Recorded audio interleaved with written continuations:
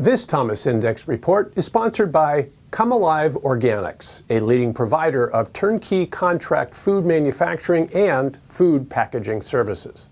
Hello. In this week's Thomas Index report, we're going to take a look at sourcing activity for private labeled foods by users of the thomasnet.com platform. Our data shows that sourcing activity in this category is up 158% year over year.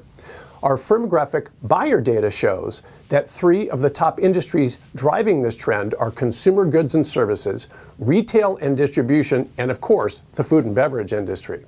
Private label foods are in the news, as Warren Buffett recently explained how the explosive growth of private label brands such as Costco's Kirkland brand are turning the packaged goods space on its head.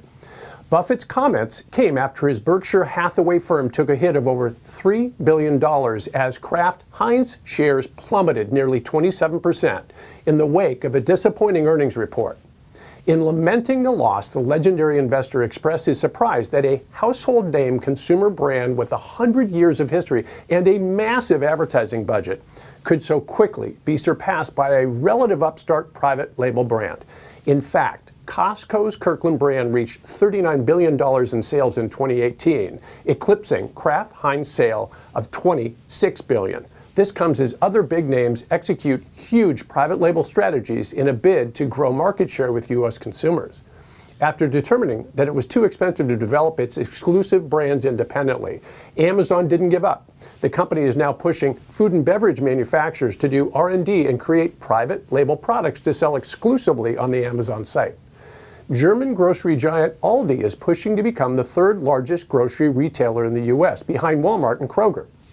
They plan on doing so in large part by pursuing an aggressive private label strategy targeting a younger, middle-income audience. This builds upon a trend where budget-conscious consumers are no longer the only target for private label brands, where at one time there was a stigma of cheapness associated with private label foods. Millennial consumers are embracing these products as sustainable, quality options. In fact, according to Frozen and Refrigerated Buyer magazine, while the typical grocery cart contains 25% private label products, in millennials' carts, that number is 32% or more. As millennials' attitudes and preferences also seem to be holding true for Generation Z consumers, we expect this upward trend to continue for the foreseeable future. In addition to private label foods, our data shows that sourcing activity is also up 5% or more month over month in the related categories of private label cosmetics, private label clothing, and private label pharmaceuticals. Moving on from private labeling, here's a look at the top 10 industrial product and service categories being sourced on the thomasnet.com platform over the past 4 weeks. To get this weekly Thomas Index report, as well as daily news and information for industry, please sign up for our Thomas Industry Update newsletter at thomasnet.com/updates.